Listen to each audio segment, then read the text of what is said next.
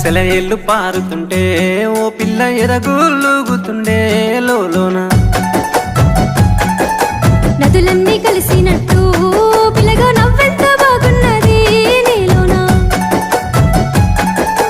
గాజుల సప్పులు గలుగల్లు మోగంగా గజ్జెల పట్టీలు గంటేసి ఆడంగా వరిగడ్డి మోపు ఎత్తి